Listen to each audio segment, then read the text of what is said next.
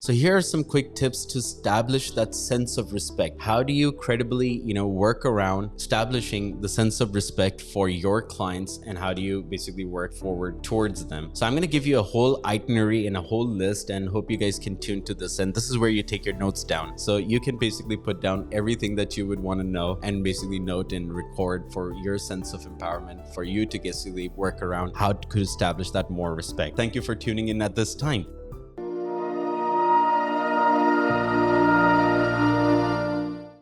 So the first one is be yourself. Respecting other person's model of the world does not mean change yourself, right? So be yourself. Appreciate, love, contentment in the sense that you are you. So when I'm on live streaming, I don't want to really fake as to, who else would be live streaming like. I would want to create my own sense of live streams, and I would want to act naturally there. That's who I am, and that's who you are. And I would want you to maintain that sense of being yourself. So respecting does not mean change your way of being. You can still be yourself and gain the sense of respect from other people. The other quick tip is listen. Listening is important. I mean, when somebody's talking to you, give that sense of ear to them. Be open to listening to them, how things are shaping for them, what are they trying to express. And most of the time, think about this in your own mind. Has that ever happened that, when somebody's saying something and even in between you just get the answer unconsciously? I'm sure you have that answer, but hold that. More than the answer, we want to understand the perspective that the other person is sharing, and that's true respect. That's paying tribute and respect to other person by actively just listening to them at that moment. And that diffuses also what other person may have to say in terms of aggression. And when you listen to them quietly, they're like,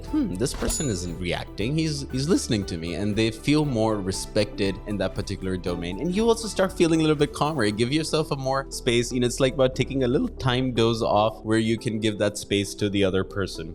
Do not interrupt, and we don't really want to do that, ever. When you interrupt somebody, that's not called respecting other person's model of the world. That's invading their privacy space, or personal space. And we want to basically make sure that we're not at least interrupting them. Wait for your turn, and keep the hurtful thoughts to yourself, right? You may keep them in your mind. It's best that you don't even really come up with those hurtful thoughts, because it's important that you're working towards the sense of respecting other person's model of the world. Now, sometimes what happens, people do say harsh things. And here's an example of it. Somebody may say, Arslan, you know what? I don't like your smile. And I'll look at them and I'll say, okay, that's interesting. And that's all I say. But, how do I practice this?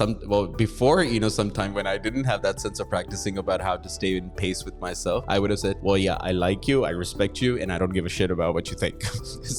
But then what I did is slowly and gradually, I habituated myself of saying, I don't give a shit in my mind. So I would say, I like you and I respect you. But then I go calm, and then I go like, don't know, and I murmur that inside my head. That's one way of building that competency. And slowly and gradually, what you can say is just look at them and give them a smile and say, I'm sorry if my smile offends you. I didn't really mean it that way. And that helps you to build that sense of respect with your clients. And I don't know what they could be disrespectful to you about, but this is how you hold that space for them. Maintain a smile, but a pleasant smile. I mean, there's a huge difference if I look at you like this, and there's a huge difference if I'm like, and that's a very awkward way of putting that smile up. So smile, and that's a really nice gesture. And you're nodding, you're listening to them. That gives a good gesture of how you're basically working with them. Be punctual. Now, respecting other person's model of the world is also being punctual. So if you have basically committed to someone that you want to reach on time, you do make sure that you're on time. And that's how you basically develop that sense of respect. People who are not punctual, or who do not basically adhere to a sense of time, and they disrespect time, would always end up with basically not working out on their sense. Now, let me give you a sense. I was with my dad, and we had certain challenging propositions with each other. And I noticed that most of it would,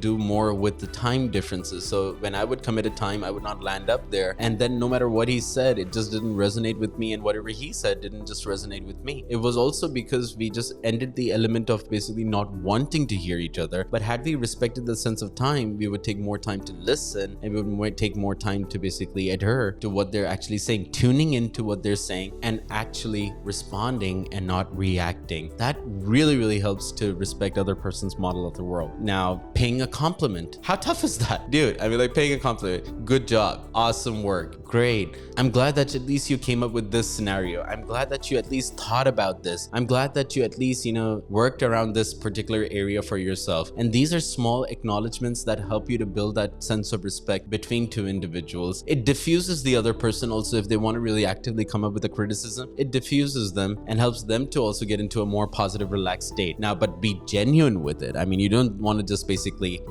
give them a compliment just for the heck of sense of compliment, but there's everything that you could appreciate. See, be the person that appreciates the other person, and that's really fabulous, right? I mean, be a person that inspires and, motivates and moves and influences other people, and that's how the guy you should be. If you can see beauty in everything, if you can take positivity from every single thing, that's only going to hold you to become more peaceful and calm internally. Does that resonate with everyone? And that's a great skill set or a habit to basically develop on. Be sincere and authentic in doing so, right? So do what you have committed to, and yeah, get rid of sarcasm, guys. I mean, sarcasm has really never served people. The only two times when no, not even two, maybe one time, the only time when there's an exception to the rule of sarcasm, if you're a stand-up comedian, okay? And then, okay, fine, sarcasm would be just really fine, but you really don't want to, give them a sarcasm. Even if you receive a sarcasm, listen to it and maybe just understand that they're doing it because of out of their sense of habituation. When you can have some habits, doesn't everybody have certain habits that are negative as well? Other person could also have certain habits and they may be pretty much negative in their nature, but sometimes people don't mean it. It may have been also accidental. How many times in sense you may have said something which may have seemed like to be a sarcasm, but you didn't mean it? Yeah? Anybody gets that? And that could be also really important for you to holding the space over on that side. So be positive, say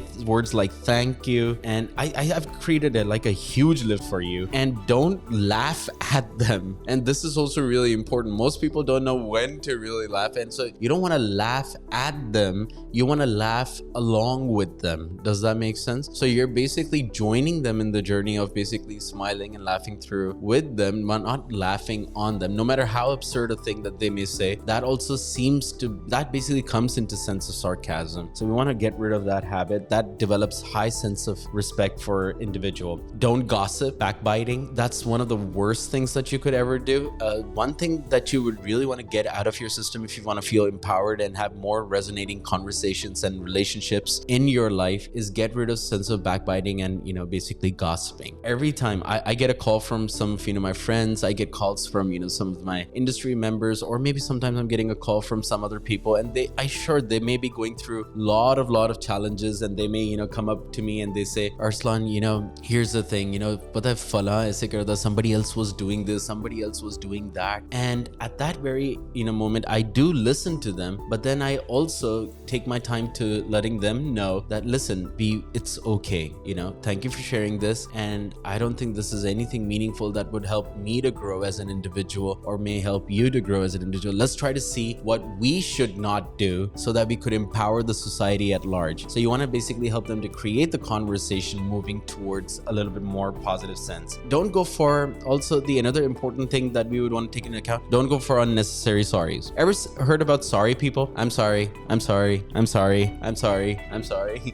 And they would just keep on saying sorry. When you're really saying a sorry, you should really mean it. And if you feel there's a genuine need of saying sorry, again, you're not accepting other person's model of the world, you're just respecting it. And if you feel, by any chance, if you've hurt someone's feeling, and if it's a genuine sense, you may want to just apologize, but don't become the apologetic person. Most people go into a sense of apologies, they try to basically act as if they're super nice guy. People do have a tendency, and some people are really nice guys, okay? I'm not going to deny that. People are really nice, and sometimes being that nice, gets the other person to take you for granted, and they don't hold any meaning to when you say sorry. So when you say, I'm going to reach on time, you reach on time. If you don't reach on time, people won't take you for that word. If you just say sorry for no reason, people won't hold that sorry as a, something of sense of respect. Sometimes it's necessary to speak up, and that's basically in conjunction of supporting someone. If you see that somebody else is being, triggered by, a sense of dialogue that other people are doing, do stand up for other people, sure, but you cannot stand up for the whole society. society, do make sure where you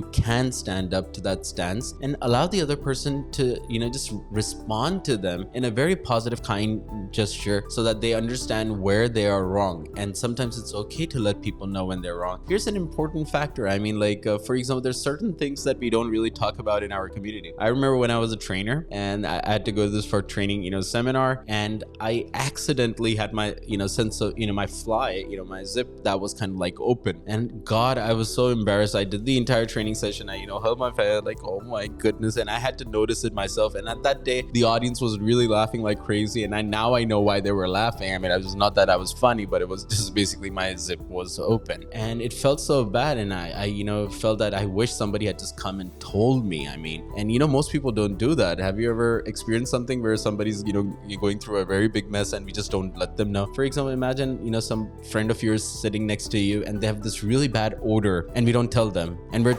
acting to be kind to them. Well, you're not being kind to them. You may want to inform them. You might want to respond in, eloquence so that they understand that they may want to create a change in their behavior. So sure, yes, stand up. And that's basically also, that generates a high sense of respect. They may thank you for something that you could, advise them or do something, very positive for them. So yeah, that's how we're looking at all the examples of sense of how to create that respect. This is a beautiful way that I could build my community, how I could serve you guys, and how I could bring topics that are more meaningful for you to create the empowerment you need. Take care. Arslan Larik signing off.